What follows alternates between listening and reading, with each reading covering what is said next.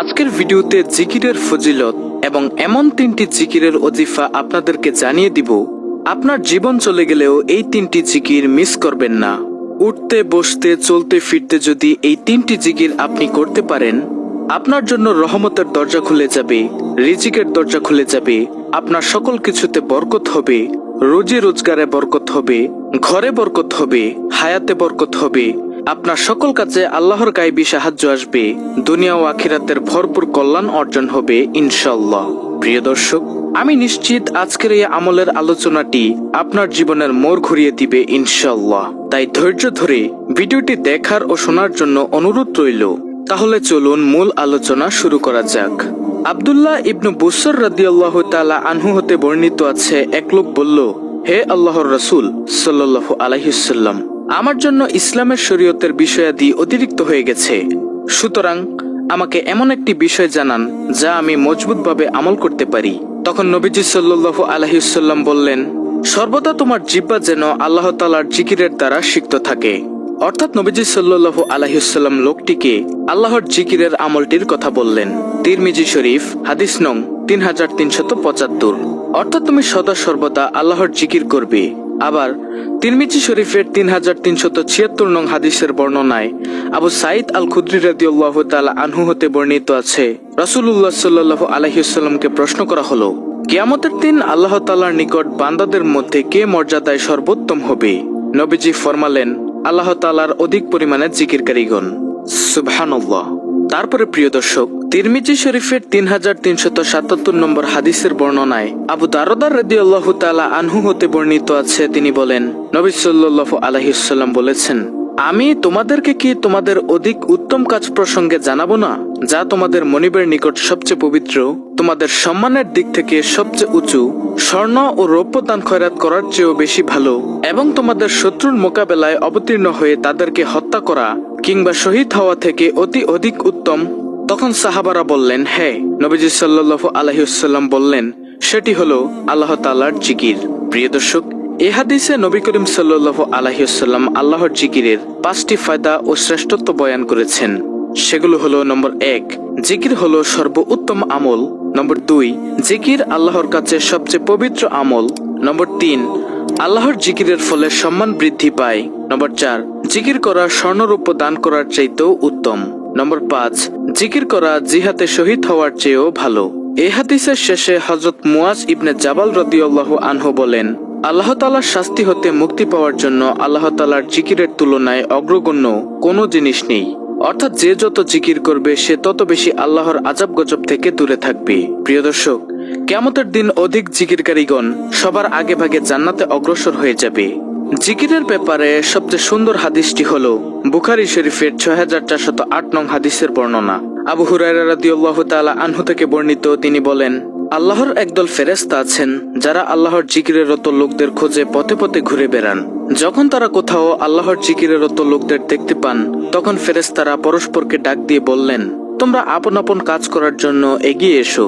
তখন তারা তাদের ডানাগুলো দিয়ে সেই লোকদের ঢেকে ফেলেন নিকটবর্তী আকাশ পর্যন্ত। তখন তাদের প্রতিপালক তাদেরকে জিজ্ঞাসা করেন, আমার বান্দারা কি বলছে? তখন তারা বলেন, তারা আপনার পবিত্রতা বর্ণনা করছে, তারা আপনার শ্রেষ্ঠত্বের ঘোষণা দিচ্ছে, তারা আপনার গুণগান করছে এবং তারা আপনার মহত্ব প্রকাশ করছে। তখন আল্লাহ তাআলা জিজ্ঞাসা করবেন, তারা কি আমাকে দেখেছে? তখন ফেরেশতারা বলবে, হে আমার প্রতিপালক, আপনার শপথ, তারা আপনাকে দেখেনি। তিনি বলবেন, আচ্ছা, তবে যদি তারা আমাকে দেখত? তারা বলবেন, যদি তারা আপনাকে দেখত তবে তারা আরো অধিক পরিমাণে আপনার ইবাদত করত, আরো অধিক পরিমাণে আপনার মহত্ব ঘোষণা করত, আরো অধিক পরিমাণে আপনার পবিত্রতা বর্ণনা করত। বর্ণনাকারী বলেন, আল্লাহ বলবেন, তারা আমার কাছে কি চায়? তারা বলবে, তারা আপনার কাছে জান্নাত চায়। তিনি জিজ্ঞাসা করবেন, তারা কি জান্নাত দেখেছে? ফেরেশতারা বলবেন, না। আপনার সত্তার কসম, হে রব, তারা তা দেখেনি। তিনি জিজ্ঞাসা করবেন, যদি তারা দেখত তবে তারা কি করত? তারা বলবে, যদি তারা তা দেখত তাহলে তারা জান্নাতের আরো অধিক লোভ করত, আরো বেশি চাইতো এবং এর জন্য আরো বেশি বেশি আকৃষ্ট হতো। আল্লাহ তাআলা জিজ্ঞাসা করবেন, তারা কি থেকে আশ্রয় চায়? ফেরেশতাগণ বলবেন, জাহান্নাম থেকে। তিনি জিজ্ঞেস করবেন, তারা কি জাহান্নাম দেখেছে? তারা জবাব দিবে, আল্লাহর কসম, হে প্রতিপালক, তারা জাহান্নাম দেখেনি। তিনি জিজ্ঞেস করবেন, যদি তারা তা দেখত তখন তাদের কি হতো? তারা বলবে, যদি তারা তা দেখত তাহলে তারা তা থেকে দ্রুত পালিয়ে যেত এবং একে অত্যন্ত বেশি ভয় করত। তখন আল্লাহ তাআলা বলবেন, আমি তোমাদের সাক্ষী রাখছি, আমি তাদের ক্ষমা করে দিলাম। তখন ফেরেশতাদের একজন বলবেন, তাদের মধ্যে অমুক ব্যক্তি আছে যে তাদের অন্তর্ভুক্ত নয়, বরং সে কোনো প্রয়োজনে এসেছে। আল্লাহ তাআলা বলবেন, তারা এমন উপনিবেশকারী যাদের মজলিসে উপনিবেশকারী বিমুখ হয় না। সুতরাং যারা কোনো মজলিসে আসে না বরং অন্য কাজে আসে এবং মজলিসের পাশে বসে, তাদেরকেও আল্লাহ ক্ষমা করে দিবেন। সুতরাং যারা মসজিদে এসে দাঁড়িয়ে থাকেন, মাহফিলে এসে দাঁড়িয়ে থাকেন, তাদের উচিত যে কোনোভাবে বসে যাওয়া, তাহলে আল্লাহ তাআলা ক্ষমা করে দিবেন। আল্লাহ তাআলা সূরা আহজাবের 41 থেকে 42 নং আয়াতে বলেন, হে মুমিনগণ, তোমরা আল্লাহকে অধিক পরিমাণে স্মরণ করো এবং সকাল বিকাল আল্লাহর পবিত্রতা বর্ণনা করো।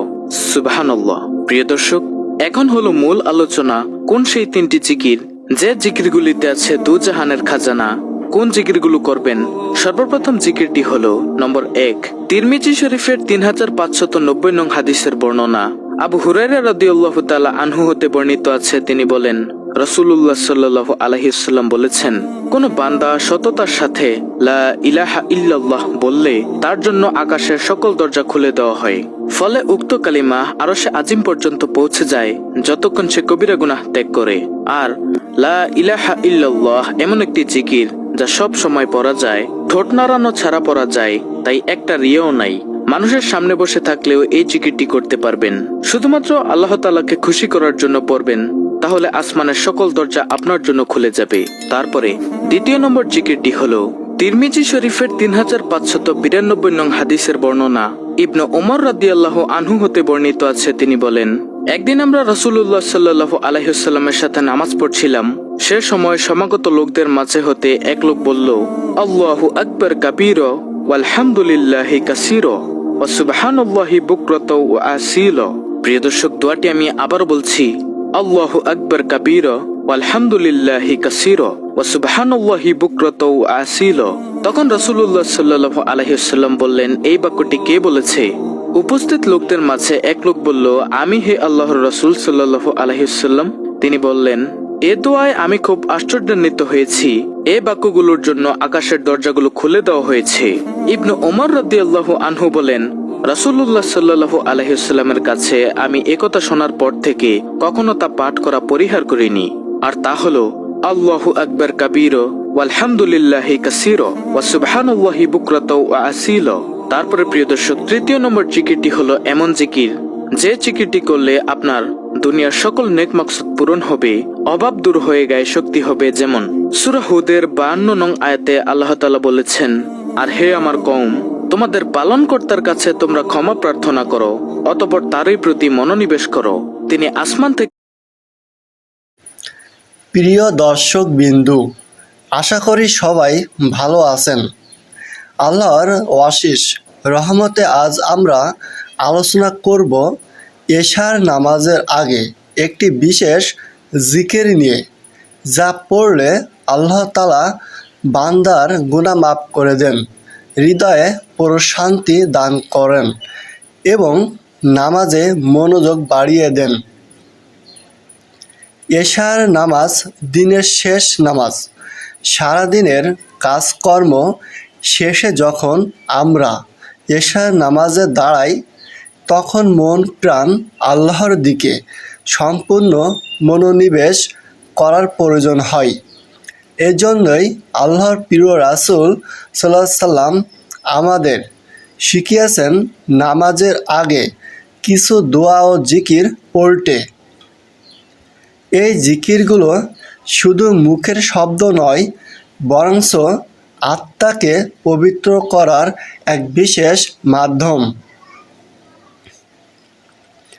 সারাদিন আমরা ব্যস্ত থাকি, কাজকর্মে ভুল গাফেলাতিও হয়, নামাজে মনোযোগ ধরে রাখা কঠিন হয়ে পড়ে। নামাজের আগে জিকির করলে মন শান্ত হয়, গুনাহ ক্ষমা হয়। এতে আল্লাহর রহমত নামাজে নাজিল হয়। রাসূলুল্লাহ বলেছেন, যে ব্যক্তি নামাজের আগে আল্লাহকে স্মরণ করে তার নামাজ আরও সুন্দর হয় এবং সে আল্লাহর কাছে অধিক নেকি অর্জন করতে পারে। সহিহ হাদিস। এশার নামাজের আগে পড়তে হবে যেসব জিকির, চলুন জেনে নেওয়া যাক। প্রিয় ভাই ও বোনেরা, এশার নামাজের আগে আপনি 3 বার এই জিকির পড়তে পারেন। সুবহানাল্লাহ, আলহামদুলিল্লাহ, আল্লাহু আকবার। এর অর্থ, সুবহানাল্লাহ, আল্লাহ পবিত্র। আলহামদুলিল্লাহ, সমস্ত প্রশংসা একমাত্র আল্লাহর জন্য। আল্লাহু আকবার, আল্লাহ সর্বশ্রেষ্ঠ। এইগুলো 3 বার করে পড়লে মোট 9 বার হয়। হাদিসে এসেছে এগুলো আল্লাহর কাছে খুব প্রিয় এবং বান্দার ওজনের পাল্লা ভারী করে দেয়। আরেকটি দোয়া এশার আগে পড়া যাবে, সেটি হচ্ছে আস্তাগফিরুল্লাহ রব্বি মিন কুল্লি জামবিউ আতুবু ইলাহি। এর অর্থ, আমি আমার প্রতিপালক আল্লাহর কাছে সকল গুনার জন্য ক্ষমা চাই এবং তার দিকে ফিরে আসি। 3 বার এই দোয়া পড়লে দিনের গুনাহ মাফ হয় এবং বান্দার অন্তর নরম হয়। হাদিসের আলোকে উপকারিতা নিয়ে চলুন জেনে আসি। 1 নম্বর, গুনাহ মাফ হয়। নামাজের আগে জিকির করলে দিনের ছোট ছোট গুনাহ ক্ষমা করা হয়। হৃদয়ে প্রশান্তি আসে। আল্লাহ বলেন, জেনে রাখো আল্লাহর জিকিরে হৃদয়ের প্রশান্তি রয়েছে। 3 নম্বর, নামাজে খুশু বৃদ্ধি পায়। মনোযোগী হয়ে নামাজ পড়া সহজ হয়। 4 নম্বর, ফেরেশতা দোয়া করেন। নামাজের আগে আল্লাহকে স্মরণ করলে ফেরেশতারা বান্দার জন্য রহমত কামনা করেন। 5 নম্বর, রাতের আমল গ্রহণযোগ্য হয়। ঈশা ও ফজরের নামাজ বান্দার আমলের ওজন ভারী করে তোলে। এশার নামাজের জন্য উযু সম্পূর্ণ করার পর সুন্দরভাবে জায়নামাজে বসুন।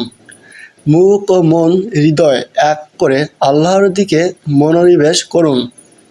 প্রথমে সুবহানাল্লাহ, আলহামদুলিল্লাহ, আল্লাহু আকবার 3 বার করে পড়ুন।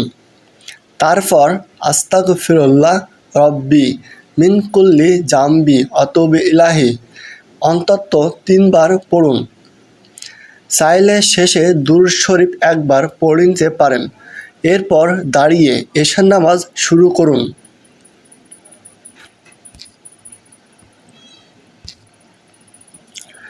প্রিয় বন্ধুরা, তারপরে আপনার একটি উদাহরণ তুলে ধরছি। এক সাহাবী রাসূলুল্লাহকে জিজ্ঞাসা করলেন, ইয়া রাসূলুল্লাহ, নামাজের আগে যদি আমি কিছু জিকির করি তবে কি তার কোনো ফজিলত আছে?